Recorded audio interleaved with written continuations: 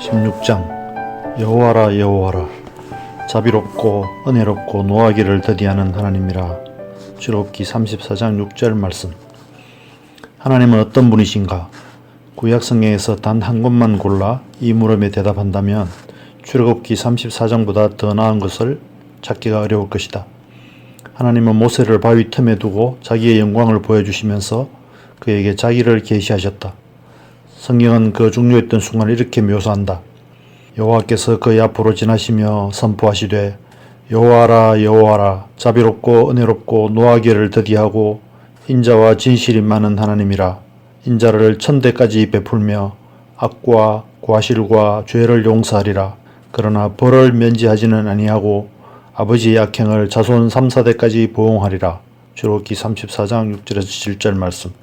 위의 본문은 비록 성육신에는 미치지 못하지만 성경에 기록된 모든 신적 계시 가운데 가장 핵심적인 계시에 해당할 것이다. 이 점을 입증할 수 있는 객관적인 방법 가운데 하나는 위의 본문이 구약 성경의 다른 곳에서 얼마나 자주 언급되었는지를 살펴보는 것이다. 모세 이후의 선지자들은 하나님이 어떤 분이신지를 확언하기 위해 출애굽기의 이 구절을 종종 끌어냈다. 그 가운데 하나가 앞장에서 살펴본 예레미야 예가 3장 33절의 인접 문맥에서 발견된다. 그 구절의 바로 앞절에서 그의 풍부한 인자하심에 따라 긍휼히 여기실 것임이라 는 말씀이 발견된다. 예레미야 예가서의 저자는 출애굽기 34장 6절과 7절의 계시를 뒷받침하는 몇 개의 핵심적인 히브리어 단어를 사용하였다. 이 밖에도 출애굽기 34장을 반영하는 다수의 성경 구절도 있다. 출애굽기 34장 6절과 7절은 여러 번 언급되는 핵심적인 성경 말씀이다.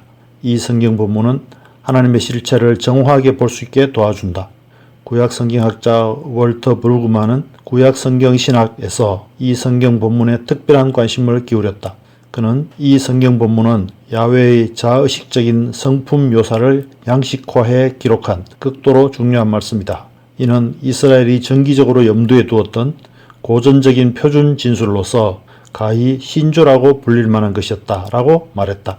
그렇다면 하나님의 실체에 관한 이스라엘의 신조는 무엇일까? 그것은 우리의 예상과는 다르다. 하나님의 영광이라는 문구를 들으면 무슨 생각이 떠오르는가? 거대한 크기의 우주가 생각나는가?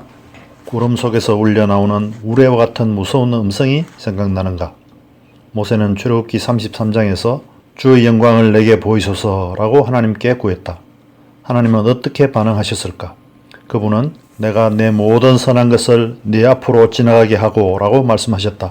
선한 것? 하나님의 영광은 선한 것이 아닌 위대한 것이지 않은가? 그렇지 않다. 하나님은 자신이 원하는 자에게 긍휼과 은혜를 베풀 것이라고 말씀하셨다. 그분은 모세에게 그를 바위 틈에 두고 자신의 영광을 지나가게 하겠다고 말씀하셨다. 하나님은 지나가시면서 자신의 영광을 자비와 은혜로 정의하셨다. 자비롭고 은혜롭고 노하기를 더디하고 인자와 진실이 많은 하나님이라. 인자를 천대까지 베풀며 악과 과실과 죄를 용서하리라.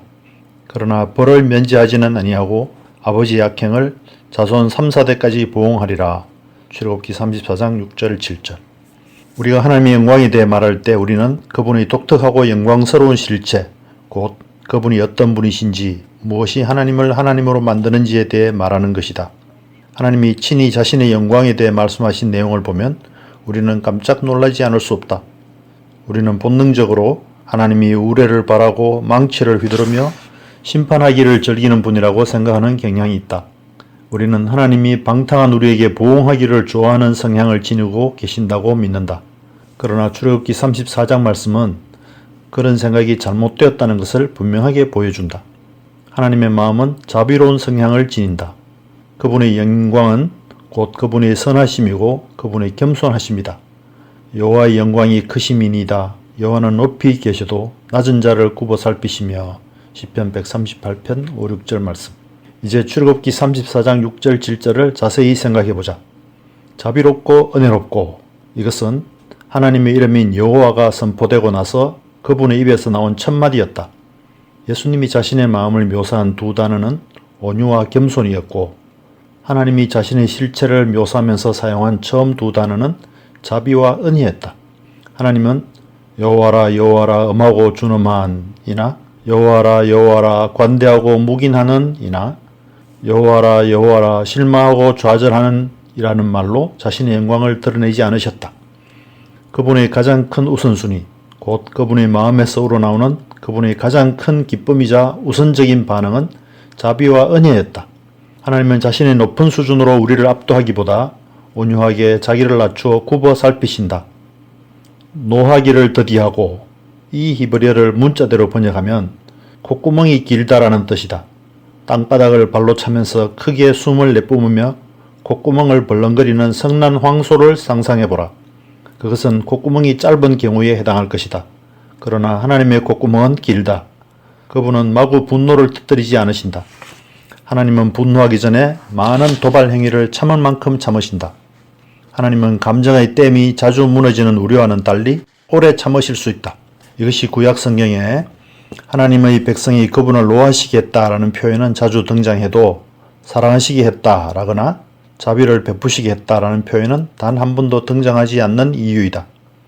하나님의 분노는 도발 행위로 인해 초래되지만 그분의 자비는 언제라도 거침없이 쏟아져 나올 준비가 되어 있다. 그러나 우리는 하나님의 분노는 언제라도 용수절처럼 튀어나올 준비가 되어 있고 그분의 자비는 더디 나타난다고 생각하는 경향이 있다. 그러나 그와는 정반대이다. 하나님의 자비는 가장 작은 자극에도 쉽게 터져나온다. 타락한 인간인 우리는 신약 성경을 통해 이런 사실을 깨닫는다. 히브리서 10장 24절에 따르면 우리는 서로에게 사랑을 격려해야 한다. 하나님에게는 사랑의 격려가 필요하지 않다. 그런 자극은 단지 그분이 분노하실 때만 필요하다. 그러나 우리에게는 분노를 촉발하는 자극은 필요하지 않고 사랑의 격려가 필요하다. 다시 말하지만 성경의 가르침은 하나님의 참모습에 관한 우리의 본능적인 생각을 무너뜨린다. 인자와 진실이 많은, 이것은 언약과 관련된 용어이다. 인자, 즉 steadfast love라는 영어 문구의 토대가 되는 히브리어 단어는 헤세드이다.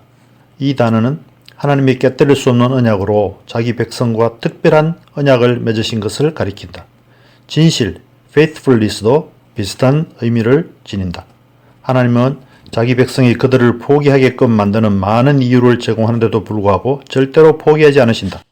그분은 버림받아 마땅한 우리를 저버리지 않으신다.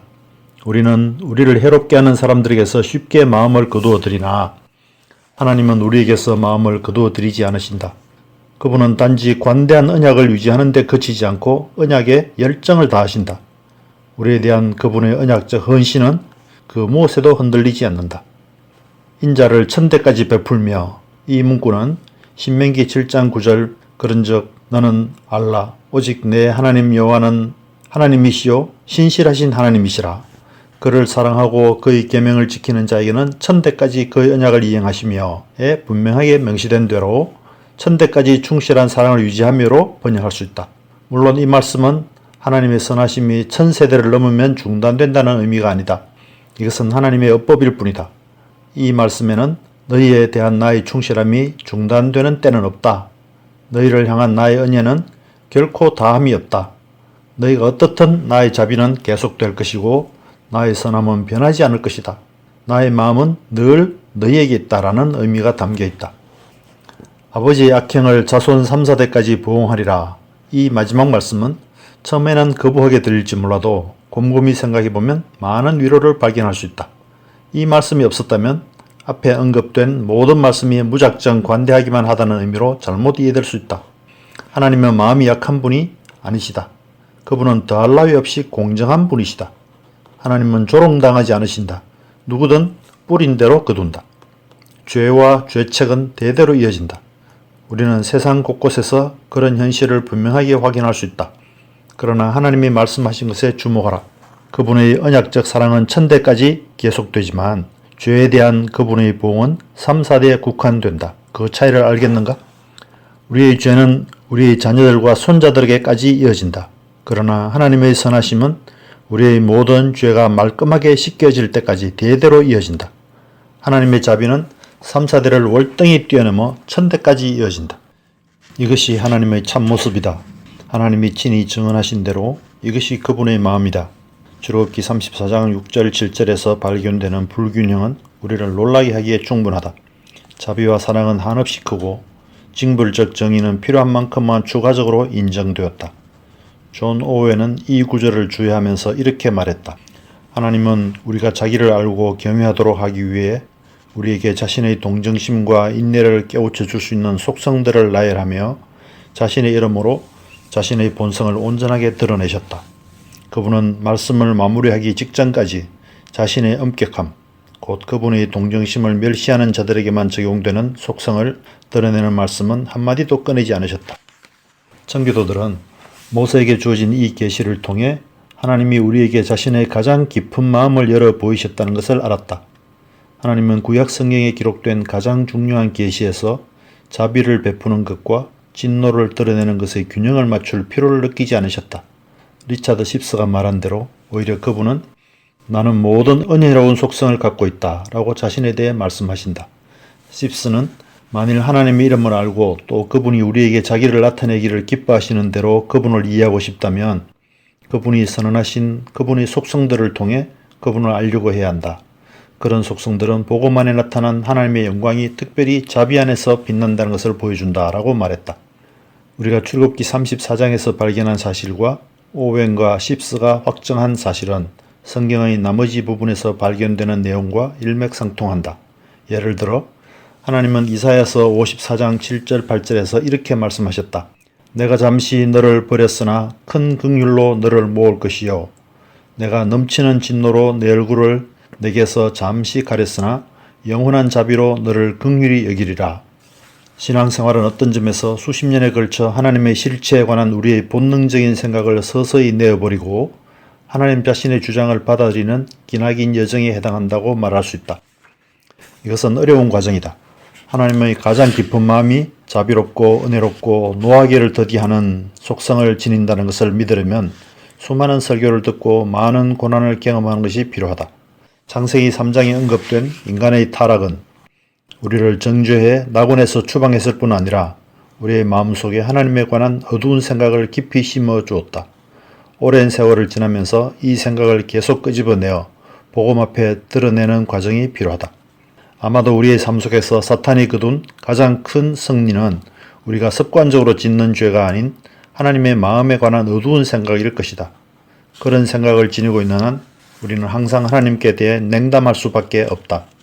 물론 하나님의 실체를 보여주는 궁극적인 증거는 출애굽기가 아닌 사복음서에서 발견된다.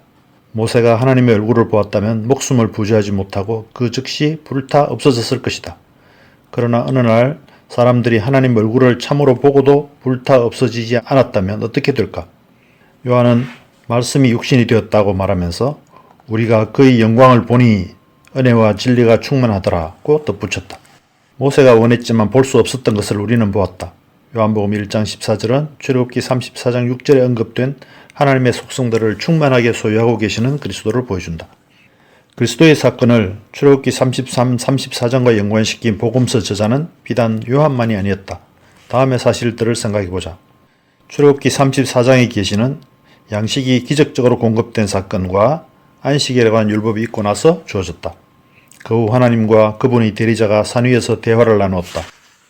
하나님의 백성은 처음에는 두려워 떨다가 안정을 되찾고 가까이 나와 산에서 내려온 자신들의 지도자, 곧 하나님의 대리자와 대화를 나누었다. 그는 백성들의 예배 대상이신 하나님이 그들 가운데 계시면서 놀라운 이적을 일으키실 것이라고 말했다. 하나님의 대리자는 그분을 만난 이후에 얼굴에서 광채가 났다. 이 모든 세부적인 내용이 예수님이 무리를 걸으신 사건이 기록된 마가복음 6장 45절에서 52절과 그 전후 문맥에 고스란히 나타나 있다. 이제 예수님이 갈릴리 바다에서 힘겹게 노를 젓고 있던 제자들을 지나가려고 하셨던 의도가 무엇이었는지 잠시 살펴보기로 하자. 본문은 바람이 거스름으로 제자들이 힘겹게 노 젓는 것을 보시고 밤 4경쯤에 바다 위로 걸어서 그들에게 오사 지나가려고 하시매 라고 말한다. 예수님은 왜 그들을 지나가려고 하셨을까? 예수님의 의도는 어떤 차가 고속도로에서 다른 차들을 앞질러 지나가는 것처럼 제자들을 지나쳐 가려는 의도와는 아무런 상관이 없었다. 그분이 그들을 지나가려고 하신 의도는 그보다 훨씬 더 중요한 의미를 지닌다. 이것은 오직 구약 성경을 배경으로 해야만 이해할 수 있다. 출애굽기 33장 34장에서 하나님은 4차례나 모세에게 지나가겠다라고 말씀하셨다. 마가는 구약 성경을 헬라어로 번역한 70인역에서 사용한 단어와 똑같은 단어, 파렐코마이를 사용했다. 하나님은 모세를 지나가면서 자신의 가장 큰 영광이 자비와 은혜를 통해 나타난다고 계시하셨다. 예수님은 하나님이 구약시대의 바람과 음성으로 보여주신 것을 살과 피라는 구체적인 모습으로 나타내셨다. 하나님은 출애굽기 34장에서 모세에게 자신의 가장 진정한 성품을 드러내셨다. 그것은 복음서가 증언하는 예수 그리스도를 통해 온전히 밝혀질 그림자와 같은 계시였다. 이를테면 시간과 공간의 연속선 위에서 2차원적 형태로 주어진 것이 수많은 세월이 흘러 인류의 역사가 정점에 달한 순간에 3차원적 형태로 밝히 드러난 셈이다. 우리는 출애굽기 34장에서 하나님의 가장 깊은 마음을 발견한다. 그 마음이 갈릴리의 목소였던 예수님을 통해 구체적으로 드러났다. 예수님은 자신의 삶을 통해 그것이 하나님의 마음이라는 사실을 증명하셨고 우리를 대신해서 십자가에서 죽으시고 하나님께 버림받음이라는 지옥에까지 내려가심으로써 그 사실을 분명하게 입증하셨다.